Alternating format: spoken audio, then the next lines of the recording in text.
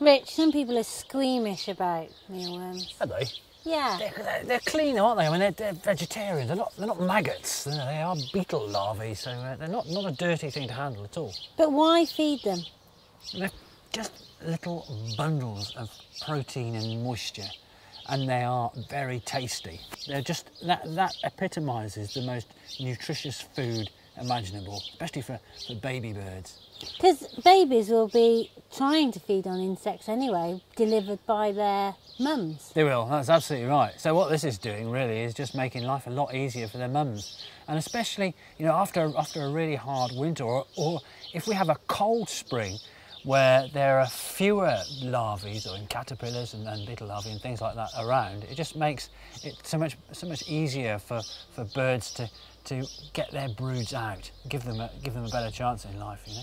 Sometimes there's a bit of frass in your mealworms. Actually, in these there's hardly any, but that can be sieved out or popped in. Okay. Doesn't matter. So frass, what's that have? It's mealworm poo. Okay, right. Okay, so pop them in here. Steep-sided, shallow dish. Yeah. Could use a yoghurt pot. Butter dish. You could use that, Butter, yeah. plastic butter thing. But it is so much better to use a wiggly wigglers porcelain thing, and because these are frost-proof as well, aren't they? So they'll stand the test of time. But yeah, it's quite nice. I think the terracotta colour is particularly nice. Rich, QVC, you're going over the top. Oh, what about these compared to dried mealworms? Dried mealworms, I think, are probably more attractive to the buyer, the gardener, than they are to the birds. They are exactly what it says on the tin. They're dry. Obviously, all the moisture, most of the moisture's left them, and consequently, the nutrient has also ebbed away. And young birds don't have any access to water, so this is their only drink. It is. I think if you're going to feed mealworms, I mean, some people enjoy feeding dried mealworms, but the reality is, I think if you're going to feed mealworms, it's much more sensible to get hold of some live ones and feed those to the birds. How many should you put out and when? I think it's budget dependent. Really. You can put bucketfuls of mealworms out and they'll all disappear because everything wants to eat them because they adore them. What about where to keep them? Do you need to keep them in the fridge? Keep them in the fridge is a good place to keep them because it cools. I mean, obviously slows their metabolic rate down quite dramatically, and then they last longer, so they've got more of a shelf life. Garage? And there's possibly a garage, but somewhere cool.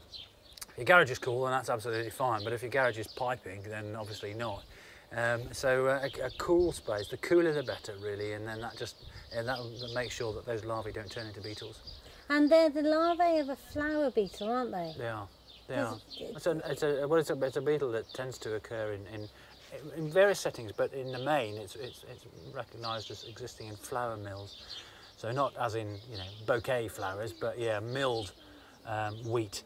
And that's what it tends to do, and that's why these guys aren't really designed for travelling great distances. You know, they've got a few legs on the kind of the top of their little bodies, and that's sufficient. You know, and they'll spend most of their lives in situ, feasting on flower. You know.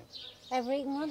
I haven't eaten one, and I'm probably not going to start at the moment. But you know, I think Adi ate a few, didn't he, at the Hayes Festival a few years ago? As a party trick. Yeah. There's no reason why you couldn't eat them. They'd be perfectly harmless. And they're not like. And probably maggots. very good for you, but I don't. You know, I've got no desire to try it. Well, maybe for the purposes of the camera, you know, let's give it a go.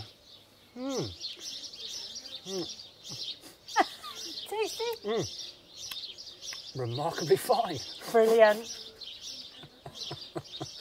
They do taste quite nice. That's good, because I want you to eat another one for the close-up.